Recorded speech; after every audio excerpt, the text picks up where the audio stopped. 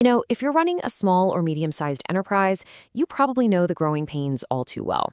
Today, we're unpacking Manish Mohan's comprehensive roadmap for transforming your business operations and actually scaling up without burning out.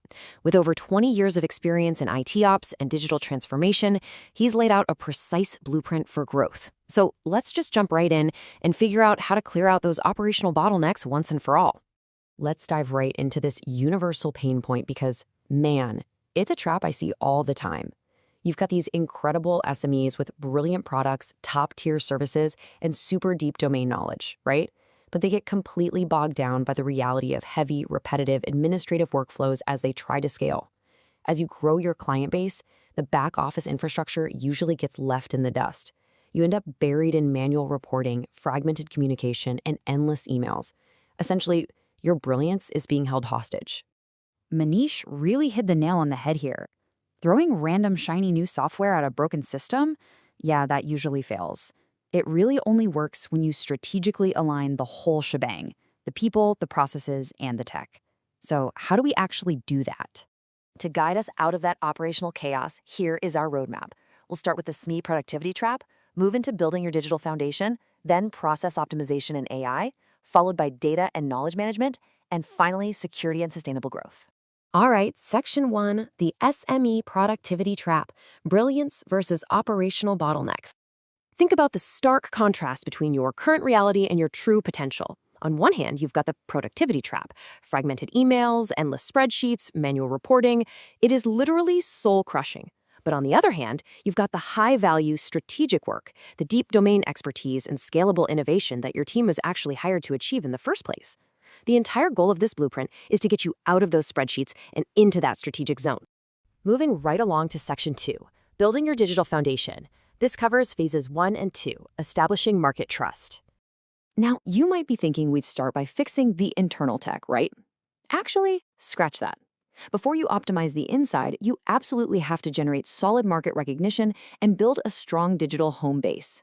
Phase 1 is digital branding, building a strong presence on platforms like LinkedIn, YouTube, and Facebook Business to establish crucial customer trust. Following right on the heels of that is Phase 2, website modernization. We're talking SEO, multilingual support, and clear case studies. You simply have to build this market trust before you even touch the internal engine. Okay, Section 3, process optimization and AI. We're looking at Phases 3 and 4 here, eradicating manual effort. This brings us to a massive reality check in Phase 3. You absolutely cannot automate a process that you don't fully understand. I mean, if you apply shiny tech to a fundamentally broken process, congratulations, you've just made a broken process run faster. This phase is all about rolling up your sleeves, doing the workflow analysis, and finding exactly where manual effort can be wiped out. Process mapping here is completely non-negotiable. Once you've got your map, Phase 4 is where we bring in the heavy hitters to form your automation arsenal. Zapier steps in to automatically handle those endless soul-crushing email chains. Relevance AI is going to manage your complex internal approval workflows smoothly. Got complex document routing and drafting? ChatGPT handles that. For real-time intelligence gathering, Perplexity is your best friend. And Gemini? It is fantastic for synthesizing massive volumes of fragmented communication. By matching your exact pain points to these highly focused tools, you completely wipe out the manual grind. Next up is Section 4, data and knowledge management. This is where we hit Phases 5 and 6, moving up the maturity ladder. Phase 5 is all about business intelligence. We're talking about bringing in dynamic dashboards. Think about shifting your leadership from, waiting a whole week for a static spreadsheet to actually making immediate, highly informed strategic moves based on real-time KPIs and automated reporting. You are finally making decisions with your eyes wide open. And when we pair that with Phase 6, well, this is a real game changer. You're creating what is essentially a 24/7 AI team member. Just imagine the energy saved when a new hire gets stuck on a complex procedure, and instead of tapping a senior manager on the shoulder and burning an hour of human management time, an accessible AI assistant instantly delivers the exact standard operating procedure they need. It's an absolutely massive multiplier for your team's efficiency.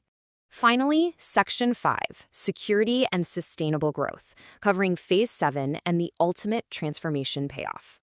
Phase 7 is entirely non-negotiable, future-proofing your cloud infrastructure. You've just built this highly optimized organization, and modern cloud solutions are the chassis that secures and supports it.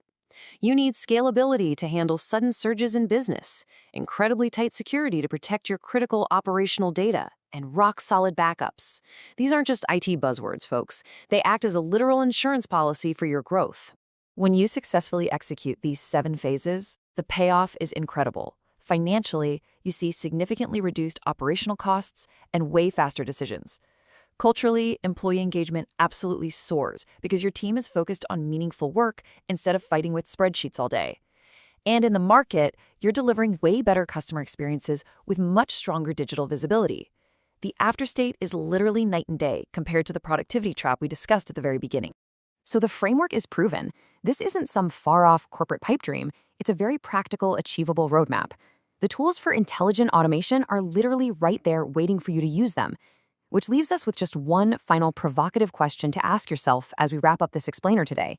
Which manual process are you going to automate first? Thanks so much for joining me, and I strongly encourage you to take that first step today. Catch you next time.